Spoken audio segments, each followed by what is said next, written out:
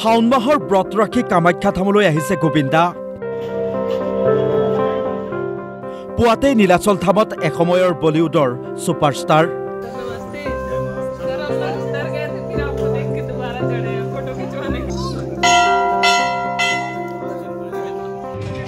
যোৰাবাটত এক বিশেষ অনুষ্ঠানত ভাগ ল'ব গোবিন্দাই।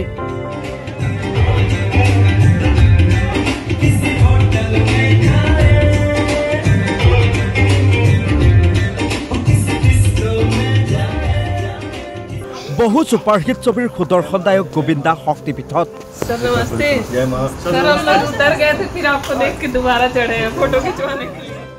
এসময়ৰ ছুপাৰষ্টাৰক কাষতে দেখি অনুৰাগীৰ ভিৰ।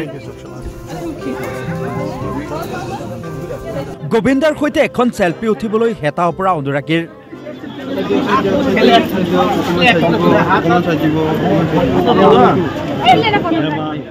জনপ্ৰিয় অভিনেতাজনেও অনুৰাগীক হতাশ নকৰি ফটোৰ বাবে দিলে পজ।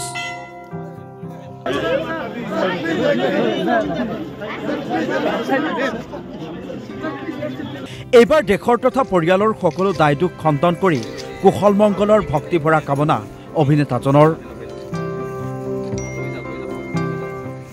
पूरे परिवार में सदैव रहे और किसी प्रकार के कष्ट, बाधा, वास्तु दोष, शब्द दोष या क्रिया दोष किसी प्रकार का न लगे, ऐसे माई से प्रार्थना करता हूं।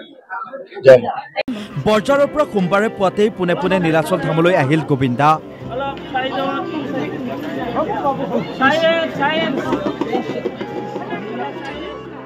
আৰু খালী ভৰিৰে মন্দিৰৰ চৌপাশ কৰিলে প্ৰদক্ষিণ।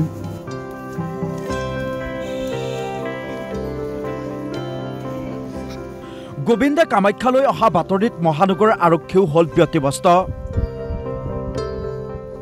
প্ৰখ্যাত অভিনেতাজনক তৎকালিক সুৰক্ষাৰ ব্যৱস্থা কৰি জালুকবাৰী আৰক্ষীয়ে সুকলমে দৰ্শন কৰোৱালে শক্তিপীঠ। মালিগাঁৱৰ পৰা ছাইদুল ইছলাম, DY 365।